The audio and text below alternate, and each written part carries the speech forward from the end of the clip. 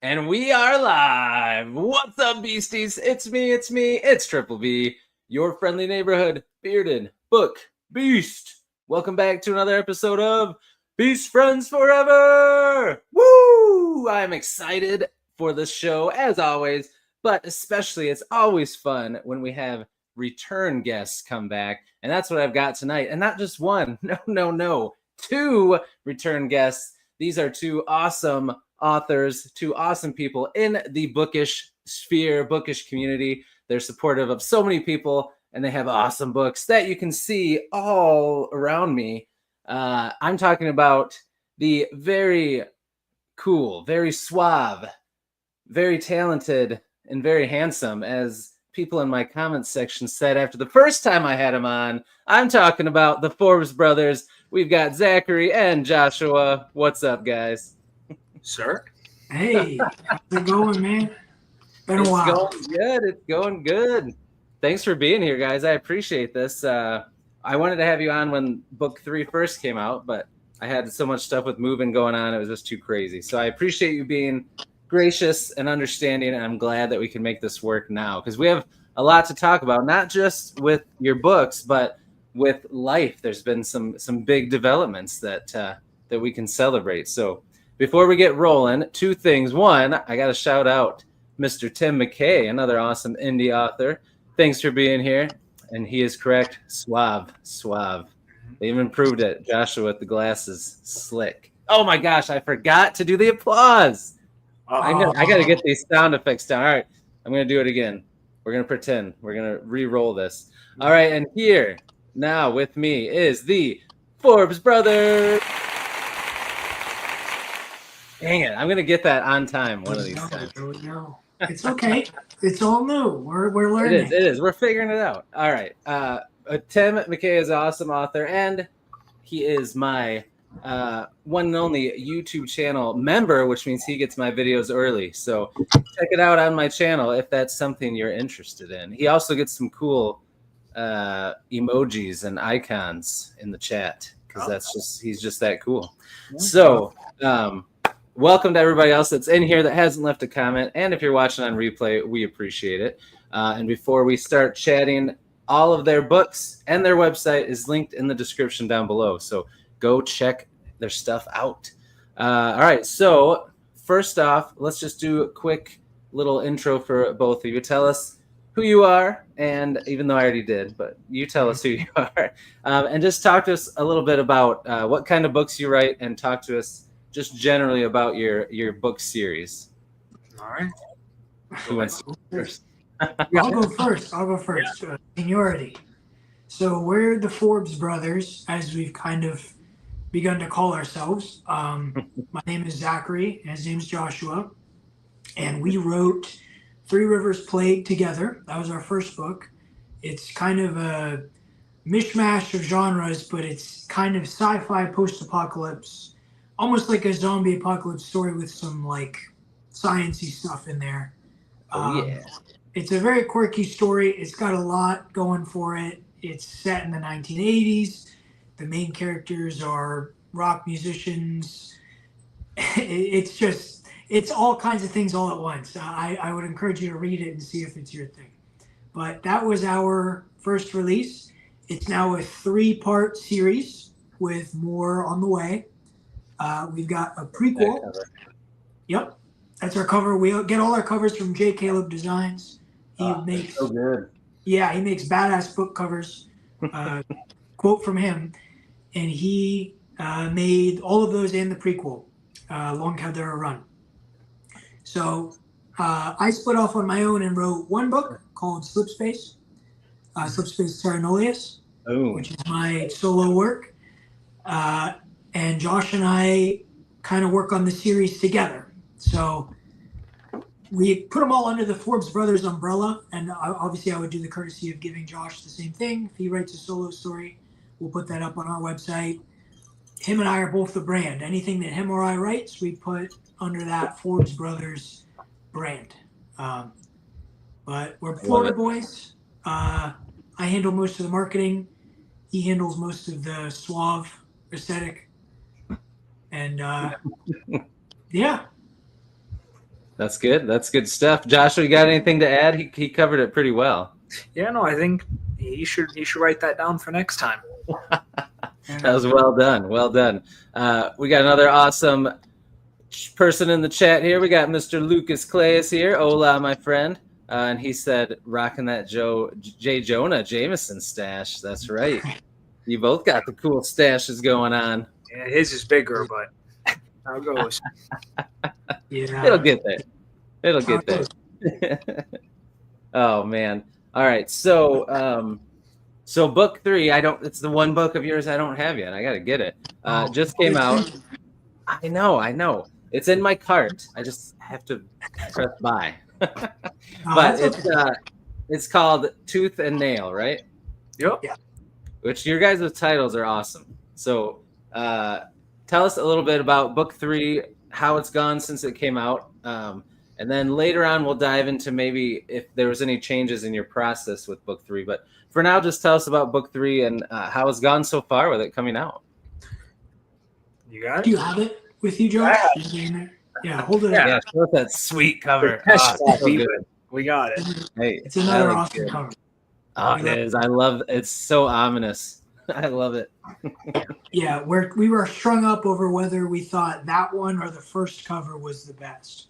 Oh, they're all so good, man. I know that's a tough draw. They're both very good.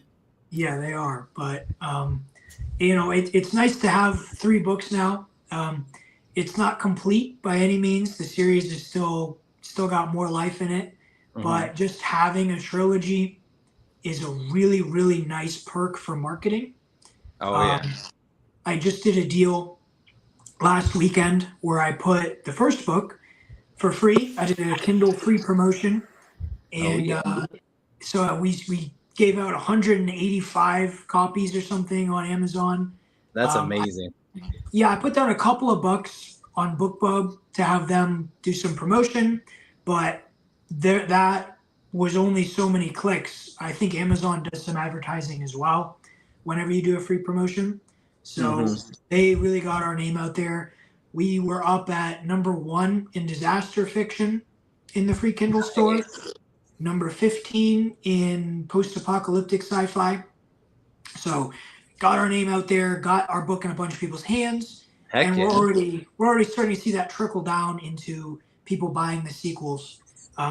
One very nice reader actually has already reviewed the first and the second book. Wow, that's awesome. She read the first one in a weekend and then the second one all in one day, like 2 days. Heck yeah. It's crazy, but that is. I mean, that went about as well as you could hope. Like that's exactly what you hope happens with those kinds of moves. So well done. In fact, that's such a good job. Oh boy. Yes, that's right. Joshua's got it. Putting those sound effects to use. I like it. I know. I gotta see. I've got so many here. None of them really probably will be able to use, but we'll see. We'll see.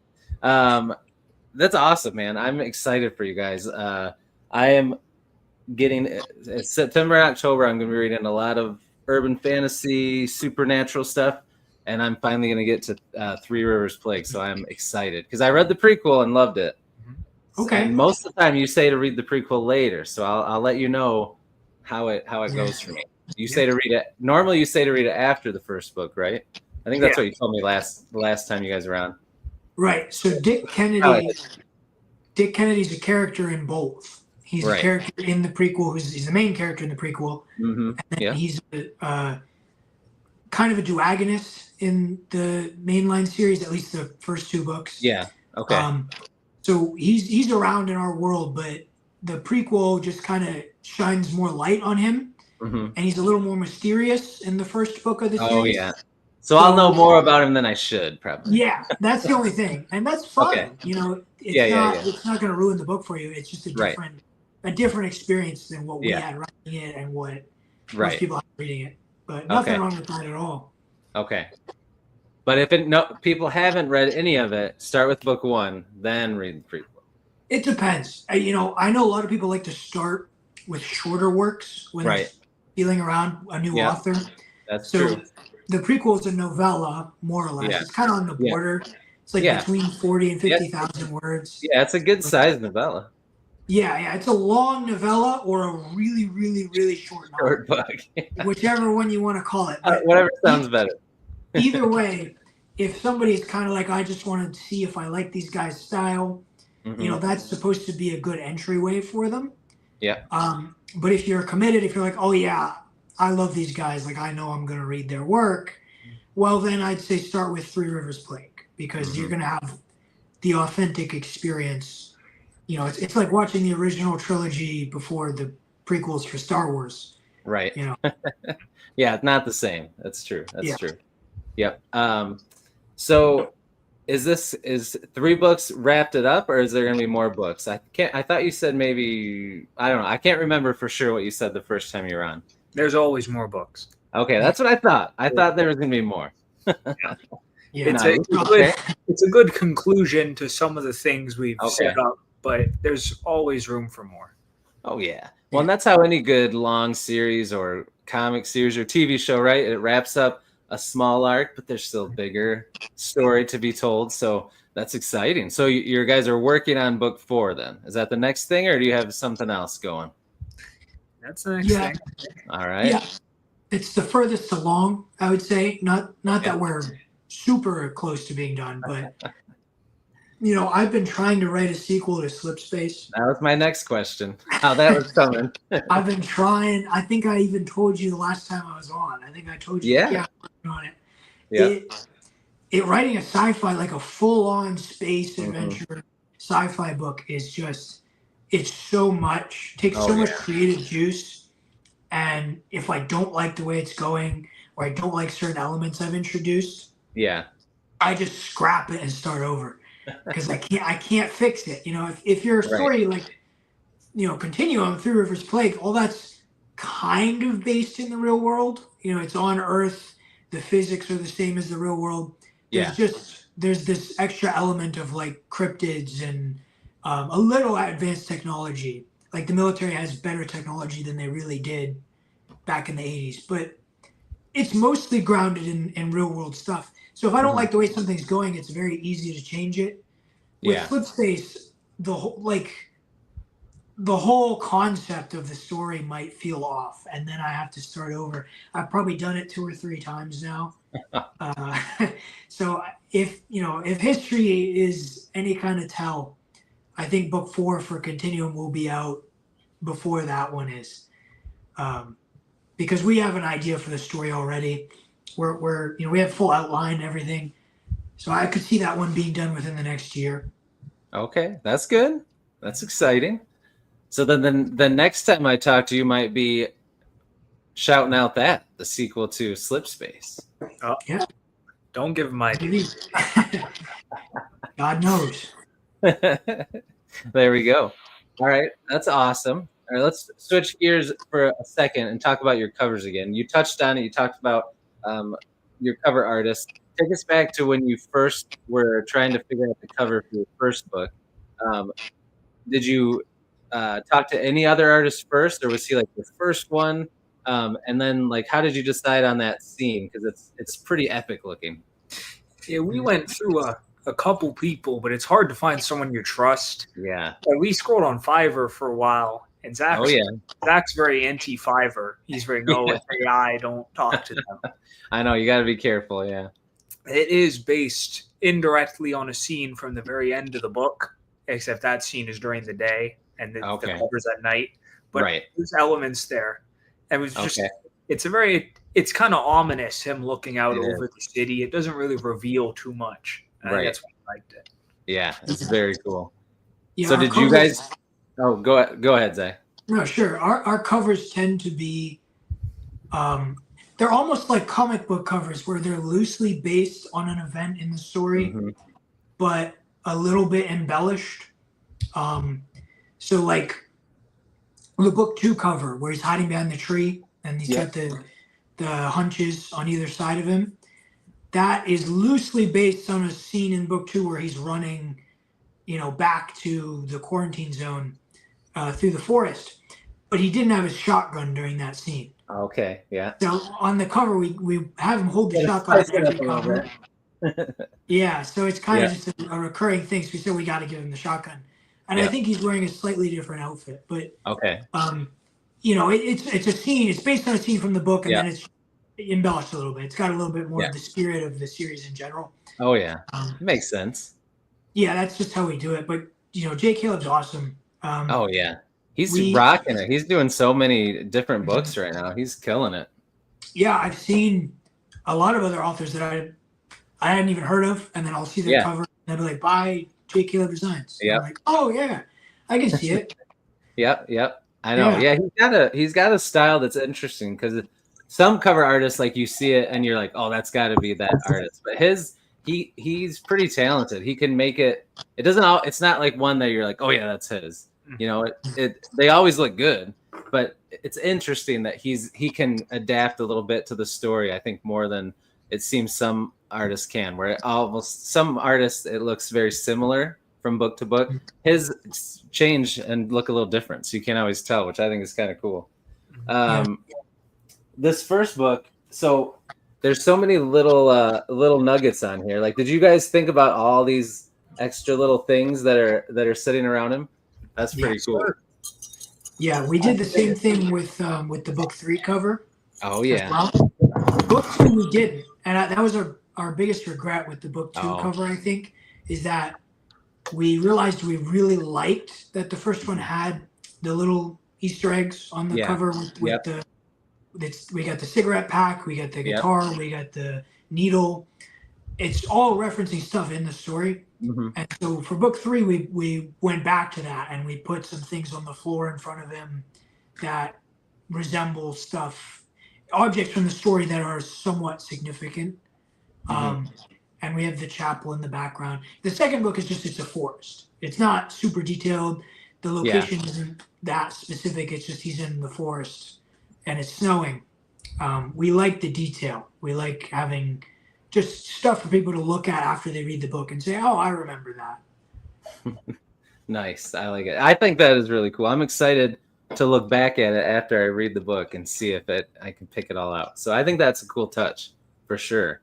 All right, so in a minute, we're going to talk about, because even though I talked to you once, when someone searches you guys up or searches your series up, they might find this interview and not the first one. So we'll talk through your journey into this publishing and how you decided to write books together. I know we did that once a year ago, but we're going to do it again. Yeah. But this time we'll throw in how things have changed from book to book and with book 3. But before we do that, I got a question for you guys. Do you like really bad, corny dad jokes? Depends on the joke. It doesn't matter if you don't, because I'm going to tell you some. Okay. All right, are you ready? Yeah. Yes, sir. All right. Why can't dinosaurs clap their hands? Because they're extinct. That's true. Yeah. No, That's all right. Here's another one. I gave my handyman a to-do list, but he only did jobs 1, 3, and 5 from the list. I guess he only does odd jobs. That's reasonable. That's a waste of money. Exactly. Jeez. All right. Oh, El, how are you always in here when I tell the dad jokes? He just appears. That's why he comes here. All right, I gotta tell you, I've already told this one 3 times, but it's my favorite dad joke I've ever heard because it's kind of a long form one, and I think it's good. So here we go. All right, because I just gotta tell you guys this one. All right, so I went to the store. I bought 2 eggs, 3 apples, 1 banana. Okay, I go up to the cash register. I give them my stuff, and the cashier girl is checking me out, and she says, "Oh, you must be single." I look down at the stuff I got, and I'm like, "How did you know that?" And she says, "'Cause you're ugly."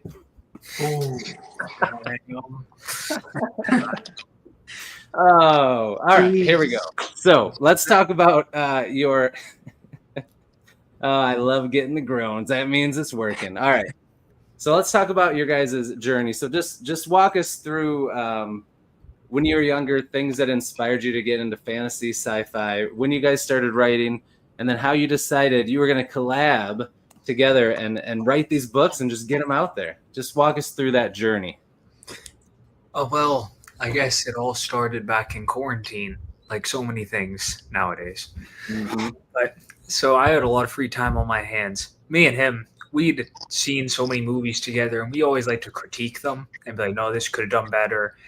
And so we kind of took it as a challenge based on all the horrible things we were seeing. We're like, we could write something better.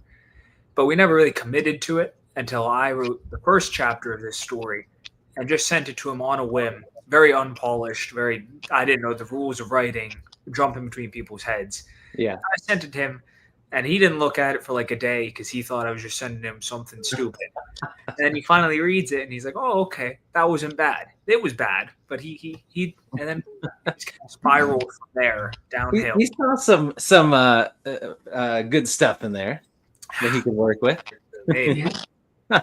Conceptually, it worked, right? And so I didn't know anything about writing back then either. So for all I knew, it was the Mona Lisa of stories.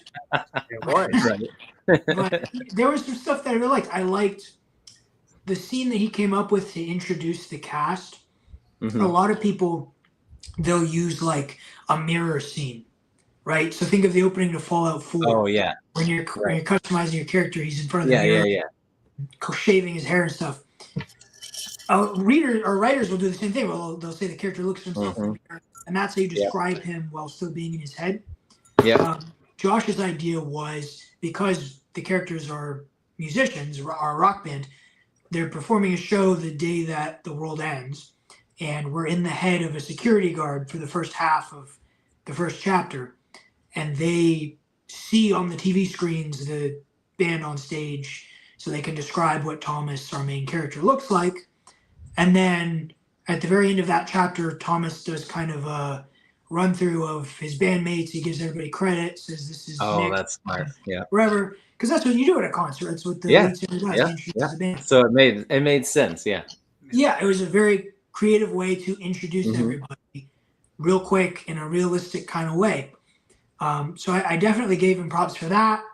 And the overall feel of it was really nice. You know, I story-wise, it all worked. We just needed to clean up our prose. And that everybody does. You know, if you've never written anything before, you gotta research it. You gotta look at what the rules are. Yeah. Especially when it comes to tense and you know, perspective. Yeah. That kind of stuff you're not gonna know unless you research it. Right. You gotta dig into it, yeah. So we did that, and I was in college at the time, so I took a couple classes on literature, and that helped me. I got to interact with my classmates and share work back and forth. And so it gave me the opportunity to learn, and Josh learned on his own time, whether through writing, through reading, or just looking up on Quora, you know, common questions that obviously a million people have asked before us. So there's going to be answers. Yeah. And we slowly figured it out after that. I wrote a scene much later in the book. That was the second thing we ever wrote, was a chapter. You'll know when you read it. It's goes from outside of the lab where they're working on something to cabin where they're hiding away at. And I won't spoil it, but it's kind of a trippy scene. It's really tense, and it's kind of around the climax of the story. So I knew it was going to be a significant moment, and that's why I wanted to write it next, because I knew if we could pull that off, then the rest of the story would come together. And then I sent that to him, and he thought I was insane, and was like, this is the weirdest thing I've ever read. So then we just wrote everything between and after, and put it all together into one big post-apocalyptic epic. Big, yeah. Oh yeah, big. It's a big one. Yeah, it is. It's we like the chunky books. That's all right. Yeah. That's good stuff. Very cool. All right. So how has it? Do you feel like it's changed from that first book to second book to third book? Like writing together. Obviously, just like any author, you hope that you feel like you're improving book by book. But how has like your working together? Do you feel like you're like even more on the same page, or do you feel like it's been the same throughout the whole thing? Like any changes you've noticed from one book to the other? It's definitely got more organized. That first book, he wrote that scene so far ahead. So we kind of had 2 points in the story to work from. So I can write forward from the beginning. He can write forward or backward from where he is. The second book, we more so came up with the outline, and then we had a whole doc with every chapter, and we just highlighted the ones we wanted to take. Like as fast as you could. If you don't get it in time, you don't get it. Right. This third one, it's been more so we took to certain characters. There's a much younger character in this third book. Okay. And so I was sort of in that headspace because he's a lot closer to my age than Thomas. Yeah. So Zach would write a lot of the Thomas story, and I would write a lot of this younger character's story. And so it almost turned into that rather than just. That's cool. Okay. Yeah. That's kind of cool. So that's a change from book to book. That's pretty neat. Okay. I like it. What do you feel like it'll just depend on the book, or do you feel like you've realized you like writing more of one character or characters, or do you like the chapter thing, or is it just going to depend on the story? I think it's a bit of both. It's more so we like certain arcs. We'll pick an arc for Thomas that maybe is from the first couple episodes that he really is like touched by and he wants to write it. Because it's hard to have a character that's just as popular as the main character. Right. So yeah, that's true. Very true. Very true. I think the way that it depends on the story is that not every story is going to work out in such a way that you have perspectives that line up that way. Right. Book 3 is unique in that there are 2 very primary perspectives, and they kind of happen side by side. I wouldn't say that's necessarily true of the other books, especially book 1. Book 1 has a lot of different perspectives going on. Thomas is obviously the main character, but Kennedy is probably the second most important, and he doesn't show up until like the 8th chapter or something. Yeah. And then all the individual members of the band have time that you spend with each of them. So there's a lot more perspectives to work with. It's harder to divide it evenly like that. Whereas book 3 was perfect for that. I'd say another big difference book to book is that we really took to shorter chapters when we wrote book 2. Book 1, like the chapters aren't super long. It's not like back in the 90s when you had really 40, really 50 long page chapters. Yeah. It's not like that. It's like 8 to 10 pages maybe. Oh yeah. But we realized we liked them even shorter than that. Like chapters almost became like scenes. Yeah. Where if the setting changes, like you go to the next chapter. Right. Yeah. We didn't always do that with book 1, but it just makes it flow a lot nicer. Yeah. It makes readers feel like they're making more progress. Oh yeah. I was just gonna say that. Yeah. Yeah. It makes it easier to keep going and going. Oh, one more. Yeah. It's ironic. The more stopping points you have, the more likely they are to not stop. They keep going. Yeah. I know that is weird. So it worked a lot better for us. So we did that with book 2. We gave them shorter chapters. And every person that read both said that they liked that change. So we just kept that for book 3, shorter chapters. It's funny, book 3 is thicker. The paperback is thicker than book 1, but it's less words. It's like quite a few less words. And it's because we have more breaks for chapters. Oh yeah, that's true. That would add. It's artificial length. It's not actually words. So all right. But it worked for us. It helps us to make it flow nicer and to cut it suspenseful moments. Yeah. It's kind of thriller pacing. And that's how we like to do it. We like to have a thriller pace in all of our books. I love that. Oh yeah. Thriller stuff is, you have that element. I feel like everybody loves that. No matter what genre you're writing, like it's good stuff. Let me shout out a couple of people that have popped in here while we were chatting. Derek B's here. What's up, Derek? Thanks for being here. John Stevenson, what's up? Thanks for being here. All right. What about when you wrote Slipspace? Did it feel weird not having Joshua? Did you talk? You probably talked to him about it some, but that was like your baby. Did it feel weird? You guys weren't collabing 50-50 on it? Or was it fine because it was your own thing and it didn't feel odd? Slipspace was an experiment in a lot of ways. Okay. It was my first book that I wrote myself. It was also the first book that I tried to write chronologically. I never skipped ahead and wrote like a chapter that happens later. You know, okay. I wrote chapter 1, chapter 2, chapter 3, chapter 4, all the way through.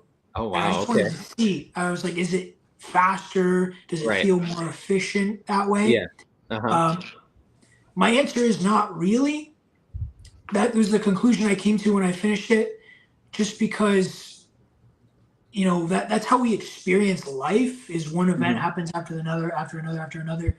But when you're writing a story, it's a lot easier to interconnect everything and to give meaning to stuff if you know and have already brought into creation something that's going to happen later.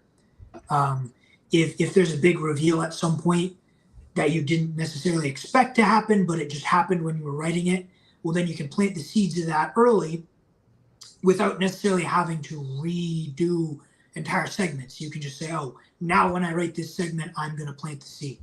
Yeah. Some people get away with either way. You know, I'm not saying that it's one size fits all. Right. But I didn't love that. I didn't love writing chronologically. I think you kind of have to jump ahead a little bit. And obviously, if Josh had been writing with me, we would have been writing non-chronologically, because that's how we operate, right? We write because our stories are episodes, right? We told you this last time. Yeah. You read one of our books, you know that. But for anyone who doesn't know about us, we have a divided up story where we have like 6 to 10 chapter episodes, usually around 9 episodes per book. And so if it's not based on character scenes, we'll split it up based on who's writing which episode. And that way we can have individual arcs within the arc of the entire story. And it's a nice, neat way to write out of order. Yeah, that is cool. I do love that. I'm excited. I mean, I saw it a little bit with the prequel, but I'm excited to get that in the first big book, because I think that's a cool way to do it, like a show. You know, nowadays with streaming, 8 or 9 episodes. That's what they do on the streaming services. So each book is like a season of the show, which is pretty cool. So I'm excited for that. All right, very nice. All right, so in a minute here, we're going to switch gears again and dive into your writing process. I got some questions for you both. But before we do that, every day I do a question of the day, and I like to ask my guests what they would answer. So my question today was, and the cool thing is when it's one like this that has to do with the way a book is set up, you can answer it as readers and as writers, which will be interesting. But the question was, how do you like character deaths to be handled in the books you read? So your options are, head on a swivel, like anybody could die at any time on any page. No deaths, just happy endings, rainbows, and puppy dogs. Or very seldomly characters die, but they're very impactful and meaningful, or something else I didn't think of. So what would you guys say as a reader? Like, what do you like to read and have that happen? And then what do you like to write? Your writing style, what do you like to have for character deaths? And your story probably has some, because it's the post-apocalyptic world. It's going to happen. So what do you guys think about that? I think there's a sweet spot somewhere between 1 and 3. Yep, I agree. I do think every character wwho dies should die for a reason. Yeah. There's a meaning behind it. It impacts the main character in some way. Yeah. But it needs to be very sudden. You shouldn't give the reader like a paragraph and they're like, oh, this character is about to die. It just needs to happen. They're gone. That's how I feel about it. Yeah. I was gonna say that exact thing, somewhere between 1 and 3. When I read, I'll say this: I want our readers to feel like it's the first one. Yeah, like that feeling of dread where nobody's safe. Yeah, I agree. I want them to feel like it's that way, but it's closer to 3 when we write it. We're giving meaning to stuff. We know kind of the reason why a character has to go, what it means for the characters that survive. You know, it's unlike the real world. There's a little bit of control over, how significant deaths can be and where they can come from. So we write it as that blend where the reader feels the dread of a real situation. They feel for our characters. They sit there saying, oh, I really, really hope Kennedy makes it because he's my favorite character and I love everything he does. But they feel like he might. There's that sense of, oh, but he could die in this next scene. And if you maintain that feeling, that's that thriller pacing that gets people to read to the next one. And that's the sweet spot, I think, for keeping somebody hooked. But there's a time and place for number 2. I would say most of the Star Wars books I've read get away with 2 very well. That's true. You kind of know, like, the movie characters are going to make it. Like, there's not really a book you read in the expanded universe stories where you're like, oh, Luke Skywalker might die in this book. Right. He's probably going to make it. But then they'll introduce smaller characters that may or may not meet their end. That's true. But that main cast is pretty much going to make it through everything. And they still make it feel appropriately tense and make the conflict something that you can resonate with. It's doable. It's very doable, but it's not really what we write. Right. Yep. I like that. Those are very good answers. And I feel like if you have a story like your guys's or anything that has any kind of like,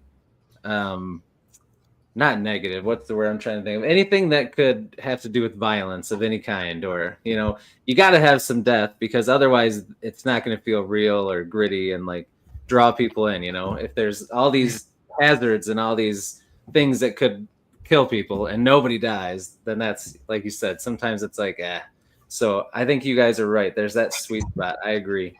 Well done. All right. So writing process. So let's see if this has changed at all from when I asked you this the first time.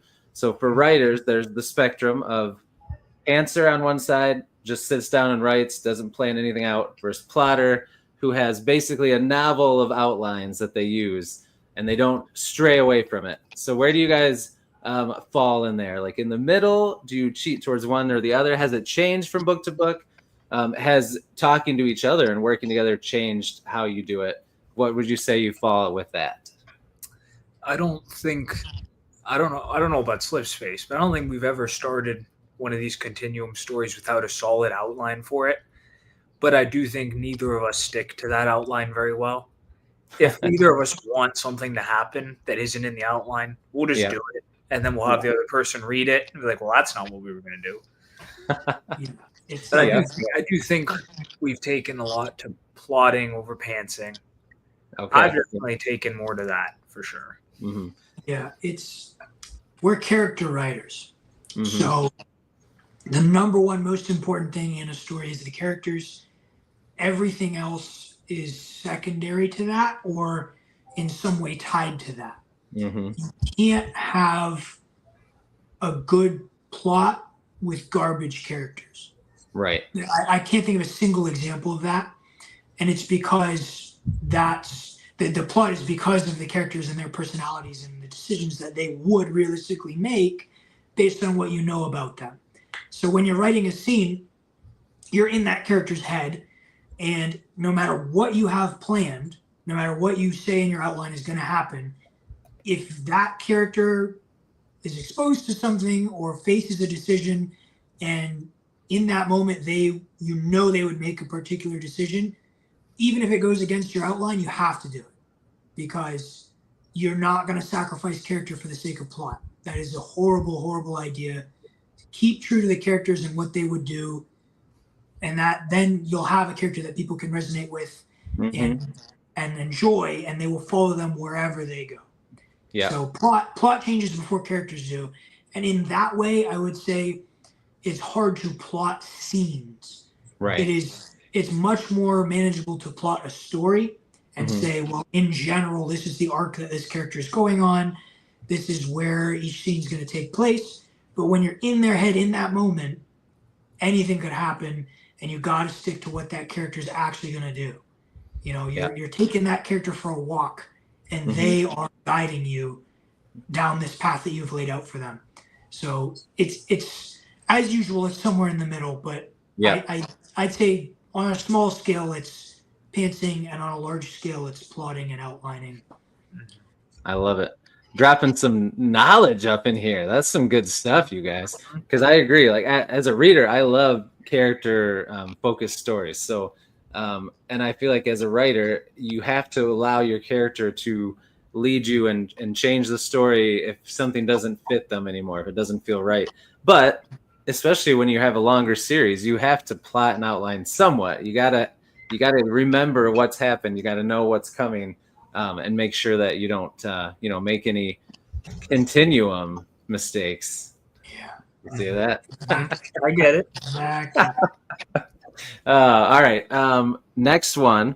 How has it gone when you're both writing?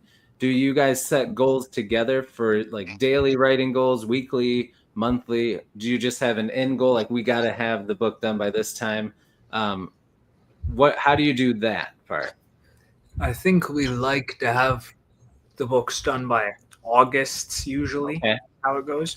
But it's hard because I brought up the idea of, let's have a chapter done a week or something.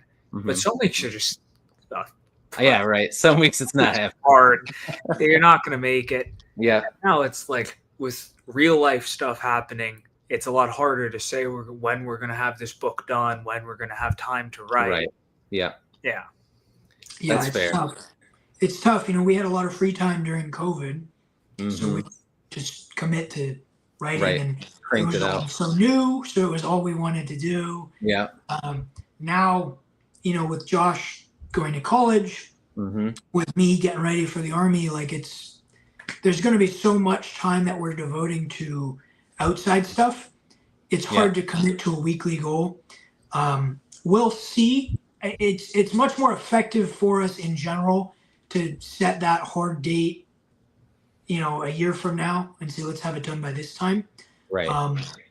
My personal opinion would be if I don't feel the story is polished enough by that point or a month before that point, I always say, let's push it back. I don't want to release an unfinished product, So I would say don't stick too hard to that. Make sure it's good before you release it. But in general, if it motivates you more, set that deadline, just kind of as a soft deadline. And if you get there and you feel like you're behind, maybe you're motivated to write quicker and get some stuff out. But it's always adjustable. That's good. You got to give yourself some grace because life is busy. That's good. It's a good way to do it. All right. Next, are you guys creatures of habit? Like, do you like to write at the same time every day? Do you have a favorite writing place? Do you like to write like at home, in your room, in your office? Do you like to go somewhere and write? What about those kinds of things? Do you have things you have to do when you write, or can you just write anywhere at any time? Yeah, I don't remember whose show I was on. I was on somebody's show, and I answered this question, and I said I do my best writing and thinking in the shower. I think that was me. It might have been you. I said it, and then somebody in the comments called me Aquaman, and that stuck with me because I couldn't forget it. I remember that. It was such a funny remark. But I read a lot in the shower. So first thing I do, I get up in the morning. I remember you talking about this. And I'll have my paperback in my hands and I'll read through the chapter. And then when I'm not reading, I'll have my phone on me and I'll open up a Google Doc and I'll write on my phone. Something about the hot water, man. It gets the brain flowing. It flushes everything out. You're not thinking about the outside world. You're contained in this little pod. Yeah. And you're comfortable. Your anxiousness is gone, and the mind starts working. The gears start turning. I start grabbing words and putting them down in front of me. That's how it works for me. Hey, but awesome, I can write. I can write in other places. I do. I write at my desk here sometimes. Yeah. Sometimes I'll write at the beach. If my fiance wants to go, hang out at the beach, I'll write there. But my favorite place to do it is the shower, and maybe that makes me weird, but that's how I do it. It just makes you Aquaman now. It does, yeah. We got to get you a shirt with the Aquaman costume and your head on it. There we go. I got to get a desk for my shower. Is what I got to do. I like it. I like it. Now, you said you read paperback in the shower. Yeah. Do you have it like in a bag, a Ziploc bag or something? What do you do? It's difficult. It's difficult. Sometimes I'll have to maneuver the curtain so that it's blocking it. Either way, I got to be at least a little out of the water. Yeah. I don't get my hands wet first. Yeah, don't loan him a book. It's not. No, you're not gonna. It's gonna be a waterlogged mess when you get it back. Yeah. Oh man, that's awesome, Joshua. What about you, man? I really just read and write in my bed for the most part. Mm-hmm. I tried doing it in public, and it just, I don't know. I get too distracted. It's like there's a squirrel going by. It's all kind of a mess. For time, I have trouble writing during the day, I think. Okay. Now it's a lot more like I've got group projects due. I've got stuff I have to do during the day. So it turns into I only have time to write at night. It used to be I chose to write at night. Right. Yes, it works out. Yeah. Now you're too busy during the day, so you got to write at night. That's true. Yeah. All right. Very cool. All right. What about research-wise? Like, it's a fantasy, a fiction. It's not real, but you do have some real things in it, and especially being set in the 80s, there's probably some things you had to look up, or with the rock band, stuff like that. So when you research things, do you just use Google, or do you go old school ever and like look up anything in books, or talk to people that maybe you knew that grew up in that time and were adults in that time or into the band scene? What's like your go-to research? Or is it just Google? Because Google is just so helpful. It's so easy. It depends what it is. A lot of the research comes down to, did X object exist in 1980? Oh, yeah. That's true. Because they're not inventing new technology after the world ended, as far as we know. And for that, there's parts of it that you can use AI for, but you always have to fact check that because it might just be lying to your face. Right. That's an issue. Yeah. For sure. It's just X place, X object exist. Yeah. That's pretty good. Yeah, I mean, we it's a lot like being a journalist. Mm-hmm. You want to make sure you get all the facts right. You can research however you got to research it. You research it. That the venue that the concert takes place at the beginning of our book, it's Three Rivers Stadium in Pittsburgh, and nowadays that's not the baseball stadium anymore. Right. In Pittsburgh, it's changed, but back in the 80s, that's what they used. Mm-hmm. So that was one of the very first discoveries that we discovered when we were writing was, we have to make sure we set this at the correct stadium. And that's just something that we looked up. But that set us on that path early where we realized, if we're going to set it in this decade, we got to fact check everything. Gotta be, yeah. And that turned into, there's prescription drugs that Thomas gets a hold of early on in the book that we had to double check and change because certain prescriptions didn't exist back then. Yeah, I didn't think about that. Yeah. Yeah. And then what kind of radios people have. Yeah, there's a lot. There's a lot. We wanted to avoid the cell phone conundrum. They say that horror stories get a lot less tense when you're like, they can just call somebody. Call 911. Yeah, so we wanted to avoid that conundrum. That's a big reason we set it in the 80s. Mm-hmm. But also just the cultural kind of aesthetic. We like the Cold War kind of dynamic. Mm-hmm. Thematically, it really fits our story well. Yep. But our father was also a really great resource for that's cool. books. He was, because he was alive back then, right? Yeah.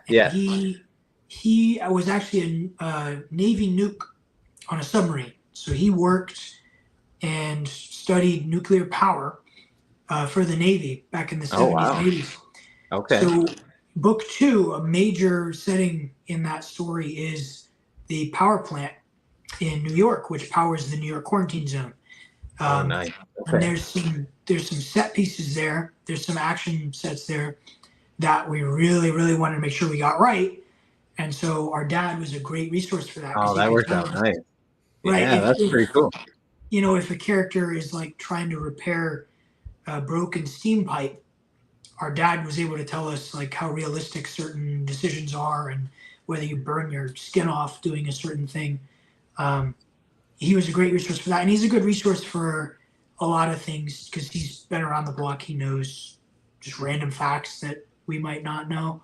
Right. So talking about the story with him is helpful. And I'd say to anybody, just talking to people about your story will help you discover things that you might not have thought of or plot holes that you didn't trip over yet. As many people as you can should hear your ideas and more or less beta read to whatever extent they're willing to. Right. It helps to get more eyes on it. It's a big benefit of Josh and I doing this together. Yeah, that's true. We can comb over each other's work and point stuff out like that. It's a big part of research is proofreading. That's true. That's a good way to look at it. Double meaning there. That's good. All right. Last process question is, when you're writing, do you like to listen to music or do you need complete silence? And if it is music, does it have to be instrumental, or do you just like any kind of background noise and it doesn't affect you? Lyrics, words, TV show, anything. What do you do? No TV. That's too far. I think depending on the scene, you can have music playing, but it can't be too wordy. It can't be too screamy. Mm-hmm. There's a fine line somewhere in there. Some soft rock is okay. That's what I'm playing music. Okay. Nice. Okay. What about you, Zachary? Yeah, TV's way too far. I couldn't second screen. It would be so distracting. Yeah, no way. Music, I've gone back and forth on music. There's a couple of scenes in book one that I felt like the music I was listening to helped me. One of those is a scene that takes place at the Pittsburgh Zoo, which is particularly chaotic. You'll know when you read it. It's a whopper of a scene, but the craziness of that set piece was helped by the rock music that I was listening to. And so I realized in that moment, I was like, oh, okay, there is some value to listening to music. As I was writing it, I said, this is helping me. There's a clear advantage here, but it's not something that I've been able to harness consistently. Mm-hmm. More often than not, when I try to listen to music while I write, I have to pause it because I'm too distracted or it just isn't flowing right. Yeah. So maybe there's people that have a better understanding of it than I do, or people that benefit from it more than I do. It's just not something that I've gotten control over as much as I'd like. So more often than not, I don't listen to music. Okay. Got it. All right. Makes sense. I feel like things can get distracting so easily. So that makes sense. All right. Nicely done, guys. Nice answers. All right. So in a minute, I got some questions for you for us to get to know you outside of writing a little bit, just a few of them. Mm-hmm. But before we do that, we're going to play a little game, and you guys are my guinea pigs because if anybody in the chat or watching on replay was in the last one, I did the very last 1 minute mystery that I had left in here that I had not done yet. So we're doing new 1 minute mysteries, but they're from this website. So we'll see how it goes. Hopefully it goes well. All right. So same thing. I'm going to read a case, a scenario, and then see if you guys can solve it. All right. Here we go. And the chat can shout out and try to help you out. All right. So as a burglar reaches for something on the mantle, he accidentally knocks over a clock. It falls to the floor, breaks, and stops. The next morning, however, police are not able to determine what time the robbery took place. Why not? So this robber is in this house stealing stuff. He knocks over a clock, falls on the ground, breaks, and stops. But the next morning, when the cops come, that it doesn't help them. Why wouldn't that clock help them know what time the robbery took place? Well, is it an electric clock or a physical clock? Ooh, digital clock. There you go. You got it. You guys, nice. Okay. Oh wait, I don't have to. Hold on. See, I'm. It's starting to pop into my head. Nicely done. Good job. All right. Not too shabby. That was in less than a minute. Nice work. Nice work. Speed run. I was going to say that the hands just fell off. Yeah, that too. But Josh, that's true. You were thinking real deep. You were thinking deep. Yeah. That's the writer brain in you there. That's good stuff. All right. So I got a few fun, just easy questions. But before I do that, you both have some cool things that have happened since the last time I've had you on. So, Zach, why don't you share the big changes coming for you first? Yeah, so I posted on my Twitter. It's the pinned tweet now. For starters, I got engaged, which is exciting. Exciting stuff. Gonna get married probably next year. To my lovely fiance, who was my girlfriend of 4 years. We met in college, and then started dating a few years after we met. So really excited for that. That's going to be a huge life update. Oh yeah. But other than that, I was also talking about in that tweet how I enlisted with the Army. And you know, my job situation since college has been shaky at best. The world's kind of a crazy place right now. Yeah, I'm sure everybody watching knows. I tried to do real estate for a while. I posted about that a little bit while I was doing it. And the real estate market in Florida is it's on the downswing. It was really good for a while there, back when everyone was moving here. And it just didn't last, you know? So I was thinking, I'm going to get out of college, business degree from UF, you know, I get my real estate license, like I'm going to be living it big. Yeah. And it just isn't that world anymore. There was a big rush during COVID, during the last election, or the election before last, because everybody wanted to come to Florida who didn't like the rest of the country at the time. Now that rush is kind of gone. So the real estate market's just, houses are overpriced. There's more sellers than buyers. Yeah. I said, this isn't for me. You know, it's not working. And so I moved on from that. And for a while I was trying to go to like local police departments. I, looked at a couple of them. I kind of got this calling to it. Something that I was passionate about. I wanted to learn. And I thought at the very least, it would be a good experience for our writing. So that, however many years down the road, either when I retire or when I decided, it's too much for me and I want to move on, I'd have a lot more life experience to tell from. And that kind of pipelined into talking with the National Guard, which I learned a lot from. I talked to the Sarasota National Guard kind of about how they worked, what the National Guard life was like. It's kind of part-time, interestingly. So same as the Army Reserve, you spend a weekend out of every month at the National Guard training facility, learning your job, just keeping up your skills. Yeah. And then 2 full weeks every year you spend doing the same stuff. But if they need you, if there's a local kind of emergency or if they need people to deploy overseas to replace a battalion that's coming home or whatever, then they'll call you in and they'll deploy you. It's very similar. I don't know if you ever played The Division. You know that video? Oh, yeah. Yeah. That's a good one.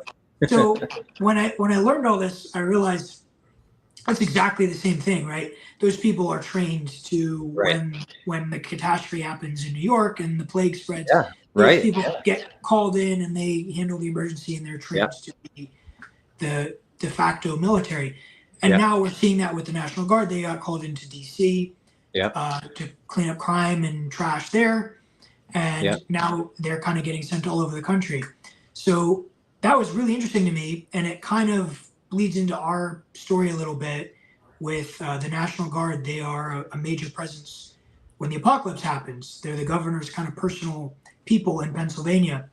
And so the National Guard is one of the main groups in our stories. Oh, cool. Okay. They're a little more techy, a little more ominous in our stories than in the real world, but it's the same idea, right? It's martial law. Everything's falling apart. We we need the military, so the National Guard is who they call in. But I decided that I wanted to do more full-time.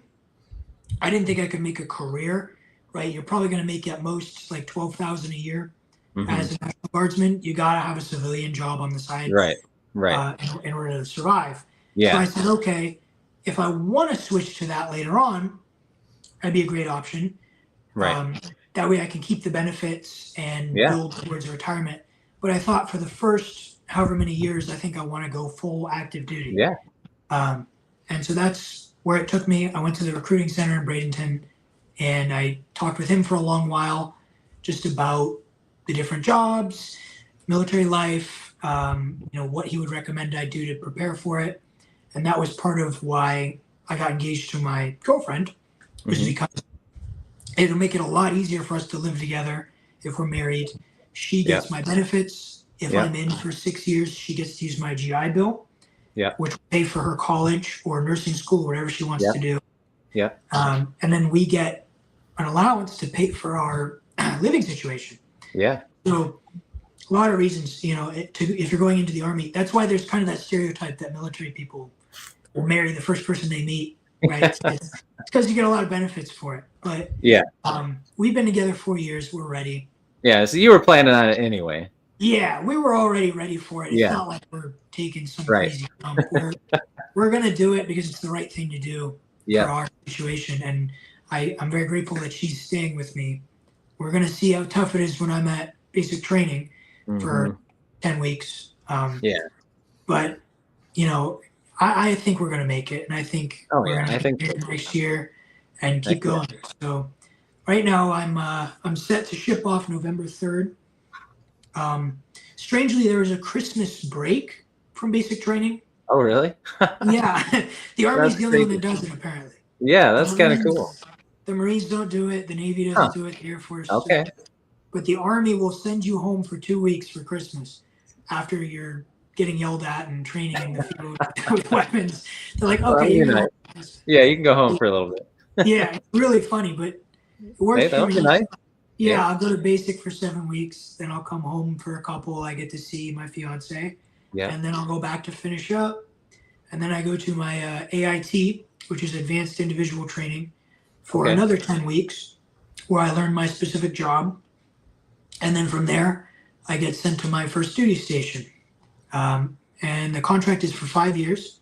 Okay. So I'll be at that duty station until 2029, 2030. Wow. Okay. So it's a long commitment, but I know the experience is going to be worth it. And what a lot of people don't realize about the military is that most of it isn't combat related at all. Mm-hmm. Right. There's, especially now that we're not even at war, right? We pulled out of Afghanistan like 4 years ago. Right. There's just nothing. Even if you did a combat job, you're probably not going to see combat. 90% of you are not going to see combat. But there's a million jobs. There's mechanic, there's electricians in the Army, there's accountants in the Army, all kinds of medical jobs. I would honestly say if you're a person like me who's in your early to mid 20s and you have no idea what you want to do with your life, maybe you're kind of struggling, maybe you're lost or you feel kind of purposeless. I know that's a feeling that I really had when I was doing real estate, was just that it felt really kind of parasitic. The sales strategies we had to employ, the greediness of it, a lot of it is just, it feels like I'm sucking the life out of other people. Right. And I don't want to feel that way anymore. Mm-hmm. So the Army is a great way to just pick a skill, pick something you want to learn and you can go learn that skill. You get paid to learn it. You get paid to stay in shape. And then you come out of it as if you just went to college. Right. Yeah. It's super, super. It's a good way to look at it. I mean, 5 years is a long time, but it's a blip on your whole lifetime, Yeah. Some people you're going to learn so much. Yeah. Yeah, exactly. Some people will do it for 3 or 4 years. There's plenty of different contracts and you negotiate with the recruiter. Yeah. But it's going to be great. And it's going to give me a lot of life experience to pull from for our stories. Yeah. And we like to write kind of military adjacent stuff. Yeah. Slipspace is kind of military sci-fi. I took a lot of inspiration from military thrillers when I was writing that book, like, Lee Child and Tom Clancy and all them. And so I think it's only going to help with my life experience. I'm going to get plenty of benefits, right? I'm going to have free health care. I'm going to be able to put my fiance through college. I'm going to be able to, get my housing and my food paid for. Like, there's so much benefit to it. Oh, yeah. And I saw John mentioned in the chat, there's a $50,000 recruiting bonus for ICE, if you sign up for ICE. That is interesting. They're really pushing that. They actually closed one of the training facilities. Oh, really? Where they train military police, because that's the job I'm doing. I'm doing military police. Yeah. So I'll be policing the garrisons and making sure people aren't, abusing their wives and stuff. Yeah. But one of their facilities where they train military police is a federal law enforcement training facility. So they closed it down for everything, like FBI, Marshal Service. Yeah. They closed it down for everything except ICE. Huh. And they said, all you guys can wait till next year to train. We want to train our ICE agents right now because that's the biggest thing going on. And a lot of the National Guard people are getting deployed alongside ICE. A guy who works for my dad is in the National Guard, and he just got deployed to Fort Myers to work alongside immigration. So that's the big thing right now. That's another thing. Yeah, I mean, if you didn't want to do the military, there's a lot of federal law enforcement agencies that are really recruiting right now too. So I mean, don't stick your nose up at those jobs. Like, they are a really good avenue for people, especially right now when the economy is a little tough. The job market's really tough, you know, especially for certain majors. Like, there was some statistic that just came out that data science majors were like just as unemployed after graduating as non-college graduates. It's that's wild. Such a chaotic thing with the advent of AI and how much we're outsourcing jobs overseas right now. It's a really, really strange market, and I know a lot of people are down and depressed about it. But there's always a way, and my way through it is going to be service, and I think more people should consider that than they do. Yeah, I think that's awesome, man. I applaud you, and I think that that's an awesome thing that you're doing. And I think it's going to go really well. I think you're right. I think it's going to be a huge positive for you, and it's going to really give you a good base for the rest of your life to build off of. So well done, man. I think it's a great choice. I think it's going to be really good for you. Congrats to E.O. Montague. His nephew just enlisted. Yeah, I was just looking at that. That's pretty cool. Awesome.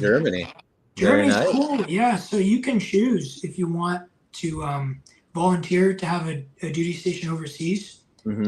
For military police, they'll either send you to Germany, Korea, or Italy. And that's a really cool way to travel, you know, if you want to see the world. Like for sure. That's a whole other reason to do it, man. You get so much experience from it. There's so much that you could benefit from, even if you're just doing a computer job or a mechanic job. Like, it's a huge opportunity. For people. Oh yeah, I agree. And already overbooked, Josh is here. You guys were on his show not too long ago. Thanks for popping in here, Josh. We appreciate it. So yeah, very cool, man. And Josh, how's college going, man? How's that going? I mean, I've been doing essentially college online for my last 2 years of high school. So I've got about a year. Credits still, then. Yeah, I've got about a year and a half worth of credits already out of the way. Very cool, man. The goal is to just lock in, trying to get it done in another 2 years, then I don't have to worry about it. But very nice. I'm taking entrepreneurship classes. Nice. Okay. Those are almost entirely group work. Oh, man. The worst thing I've ever been part of. Yeah, I always hated group work, especially when you get up into college. You're just like, just let me do some work on my own. Like, I don't want to do this, but it'll be good for you. Just stretch yourself a little bit. It'll be good. I'm doing just fine. I just pop in every couple hours. Is anyone read my messages? Nope. I know it's hard. It's I feel like the what you learn from that is how to deal with people that are hard to work with or that don't work. but you'll get through it, man. That's awesome. I'm glad that it's going good and you're rocking it out. And I have to say, I just noticed a little bit ago your brilliant extra thing there you have under your name. How Zach says author of Slipspace. Yours says ghostwriter Slipspace. Yeah. Well done. And yes, EL is correct. A lot of things are group work. Even this. You gotta even writing. You're working with your brother, which is a little easier, but you got to work with your cover person. You got to work with people like me to kind of help promote things. So there's always some element to it. But yeah, writing with him has helped. I'm used to working with like assholes, but it's okay. Hey, easy there, easy. All right. All right, moving on. Jeez, Josh, come on, man. All right. So I got a couple of questions for you. If you guys have time, it is it's 9:12. You guys got a few minutes? Yeah. All right. So these are just some questions to get to know you a little bit more. So first question is an easy one. What is your favorite color? My favorite color has always been green. Green nice. is I guess it's fitting that I joined the Army, but green is green has a soft spot in my heart. I like green flavored things. Oh wow! Candies, and I like kind of that darker, almost bluish shade of green. Okay, yeah. All right. Where did this love of green start? Or has it just always been like that? I got no idea. It's just when I was a little kid, I just picked one day. I was like, you know what? That's my favorite. And now that is good. It's kept up. I like it. All right, Josh, what about you? It's a weird pick, but I do like the beiges. Beige? I don't think anyone's ever said beige in all these times I've asked. I like it. I'd love to have like a tan truck. That's like my dream. Oh yeah. There you go. That is a good look. Well, and you probably loved the cover for book 3, right? Then it's got a little bit of the beiges going on, and you probably like book 1 with the greens. So. I had to petition to change the color of book 3. That's true. Oh man, what was it going to be before? So I don't think we ever posted it, but Caleb, he gave us a first draft of our book. Mm-hmm. Thankfully, I think he gives us 1 or 2 redos. We can change 1 or 2 things once he sends us the finished version. And in the first version, it was a lot more blue. Oh, it was like kind of a lighter whitish shade of blue than the second cover. Mm-hmm. But it was still blue. And I thought it looked good. I said, oh, yeah, the sky behind him, like, that makes sense. Yeah. But Josh was like, no, absolutely not. We cannot have it be the same color as the previous book. Every book in the trilogy has to be a different color. And I was like, yeah, but I don't know if we can do this one in like the orangish yellow. Like, I don't know if it's going to look right. Yeah. And Josh said, just ask him to do it. If it's bad, we won't use it. Just ask him to do it. So we did, and it looks awesome. It does look really good. Way better than the blue version did. Yeah. It almost looks like a Scarecrow nightmare scene from Arkham Asylum. Yeah, that's true. It does a little bit. You're right. Yeah. That's some good collabing. There you go. Nice work. All right, next question. What's your favorite food? So if you got to pick what you guys were having for dinner, what's your go-to? What are you picking? Favorite food? Oh boy, this is such a loaded question. It changes frequently. Okay. There was a time in my life where I was God's strongest peanut butter consumer. But that time has come and gone. That was kind of a phase. I really just like beef these days. Okay. Like any kind of beef, any cut of steak, any kind of burger. Like beef is. Oh yeah, I like that. I can get on board with that. Yeah. It's a good choice. All right, Joshua, what about you? So I eat almost exclusively breakfast. And Zach will attest to that. Whenever he comes down to see me, we're going breakfast to Bob Evans. We're eating breakfast. Nice. Okay. So what's your go-to? I like a good steak and eggs. Oh, nice. Steak and eggs is good. And I can make that for dinner. It's perfect. That's true. Anytime. It's a solid choice. How do you like your eggs? over easy. Yeah, there you go. That's what I'm talking about. That's the way to do it. All right, very good. So you guys could have steak and eggs and you'd both be happy. Yeah. There you go. We often do, actually. Well, I bet, because that's both your favorite things, so that works. All right, next question. What is a talent or hobby that you both have that people might not know about? Besides obviously the writing, we know. What's something maybe you collect or like to go do, or a talent that you have that we don't know about? See, usually I get asked this question by somebody in a non-writing context, and then I tell them, you can say writing. I have books published. Like, I'm a published author. Yeah, that's usually my go-to. So now I'm getting I asked know. Now you got to think about it. Of being an author, it's like, well, what else do I do with my life? Gosh, I guess I would say it's the weightlifting. I was gonna say, I know you do some weightlifting. Yeah. Yeah, I was a power lifter in college, and I still do lift, 5 days a week. But I've had to do a lot more running getting ready for the Army. Oh yeah, that's true. They want you to run like a 2-minute or 17-minute 2 mile or whatever. Oh gosh, that sounds. Yeah, which I'm sure to a runner isn't all that tough, but to me it's crazy because I'm 215 pounds of muscle. But right. When I was doing powerlifting, I got my combined main 3 lifts, which is bench press, squat, and deadlift, to over 1,300. Whoa, nice. So it was I think it was a 575 pound deadlift, something like that, a 415 pound squat, and then a 320 pound bench press. Man, you're a beast. Yeah, and that video is on my Instagram somewhere of those 3 lifts. But that's like the biggest accomplishment of my life so far, is probably hitting those huge numbers. Well, that's pretty awesome, dude. Yeah. I mean, that shows work ethic. That's why you're writing these awesome books, and you're gonna kill it in the Army because you hit those goals, so you can do it. I can do the push-ups. Yeah. The running, that is a different beast for sure. So I'm glad you're getting ready. Yeah. Oh, what about you, Joshua? I've got party tricks, like just little things that nobody would think about. Like I can do that. I can like map out every country in Europe in under a minute. Like if you give me a map, I can tell you what everything is. Like a blank map with just like the outlines. Yeah. And everything? Okay. But in terms of like a real like hobby or skill, Zach and I both learned how to play bass guitars, which is the most underappreciated member of any band. Oh yeah, that's true. Yeah. Very nice.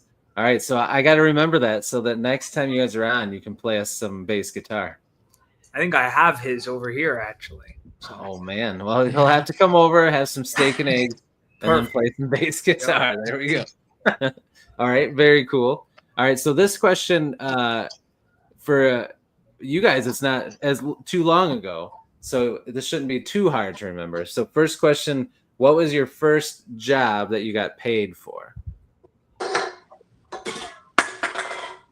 Oh man, I hope that was empty, Zachary. We'll deal with that later. You should see my desk. I've got like 1 million cans of soda here. But my first job that I got paid for, I'm sure there was some stupid thing I did when I was a kid that my dad threw me right. for. Yeah, like mowing the lawn or something. Oh yeah. My first actual like official paycheck employment was at Publix. And, okay, yeah. In Cape Coral, I worked at Publix. There was a kind of a German population around that area. The German people with money who would come in. They didn't really speak English. You just had to be nice to them. They were nice to you. Nice. There were some pretty young German girls there. It was kind of cool, but I was just a front end guy. I grabbed the shopping carts. Yeah. I'm very, very passionate about that metric of how civilized you are, whether you return the shopping cart or not. Oh, okay. I'll always do that. Yeah, it costs you nothing, but it also gives you nothing. It's just a nice thing to do. Yeah. If you don't do it, you're probably kind of a bad person. Yeah. So I'm very passionate about that because that was my job for a good year. was collecting those and cleaning the store. Yeah. So yeah, that was my first job. Was Publix. Nice. That was my first job. Was a cart grabber and bagger of groceries and cleaning at Meijer, which is a big grocery store up in Michigan area. So I know what you mean. I'm the same way. When I see people leave their cart by their car, I'm like, oh, I got you. I got you. Joshua, what about you? So my first real job was under the table still. So real job, but I did work for Captain Cold Air Conditioning. Oh, wow. Okay. Yeah. So I was out on Sanibel after the hurricanes all hit. And everything's destroyed. Yeah. And it was me and my friend's job to carry the new air conditioning units up like 10 flights of stairs and install them on the roof. And it was a struggle. That is a workout, I'm sure. Yeah. Oh man. Now when you started saying that, I don't know if you've ever read or watched anything with The Flash. Oh yeah. It's like I worked with he was there. Yeah. You could just stop there. That sounds pretty cool. Although he's a villain, so that would be bad. But he doesn't return the shopping carts. No, he definitely does not return the shopping carts. He would not. He would not.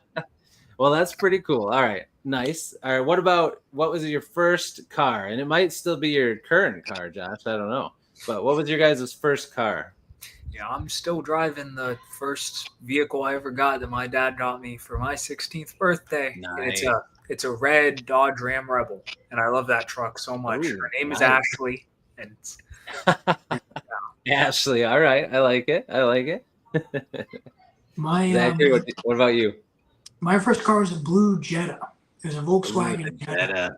Nice. Yeah, it was kind of nice. Our dad is actually he's the GM of the Audi store. Oh, nice. Yeah, so he's got all the hookups. Yeah, heck yeah. He likes. I know some people say you're spoiled, but like he wants to make sure we're safe. If you had the ability to make sure your kids were the most current, safest thing on the road, you would do that. And so I'm like that with my kids too, man. That's good. He's a good dad. That's how it should be. He put the care in the back, and then he just told me, "Here, you can have a truck. Just if something hits you, you'll go over it. It'll be okay." That's good. He's looking out for you guys. That's awesome. All right. What TV shows and movies have you guys been watching lately, or what are some of your favorites? Ooh, lately, a show just came out that I really got to watch. It's the prequel to Terminalist. I saw that too. I want to watch it too. Yeah. Dark Book, is that what it's called? That was an awesome show. I love the hell out of that show. Yeah. Great performance. I'm so used to Chris Pratt being goofy. Yeah. I know. He was really good in that. Yeah, he plays such a hard, serious character in that. Yeah.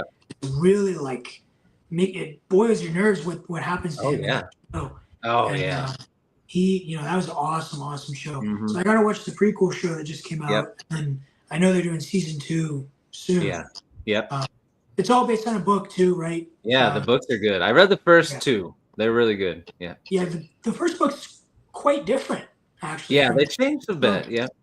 I liked it though. Like Taylor Kitsch's character in the show is pretty different from how he was. Oh yeah. And I like that change because his character is so good. Yeah. But that, I'll just say that. I mean, I could talk about shows all day. I love Reacher. That's Reacher's my favorite so show. I love it. But yeah, Terminalist is the big thing right now. Yep, that's good. What about you, Joshua? So, I think the best show I've ever seen was the first season of True Detective with Matthew McConaughey. That was probably the best show I've ever seen.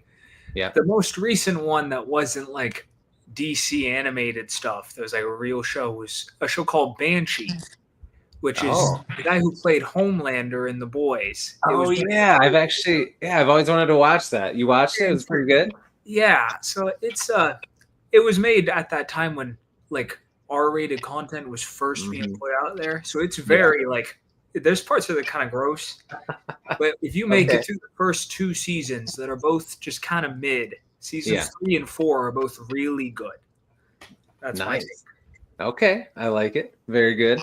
All right, last question. We'll bring it back to books. What have you guys been reading lately? Have you had time to read between writing and everything going on with your guys' life? Have you had time to read anything lately? Yeah. So I read Ash by you just had her on, didn't you, Grace? Yeah. Let me grab it so we can show it off and shout her out. Yeah.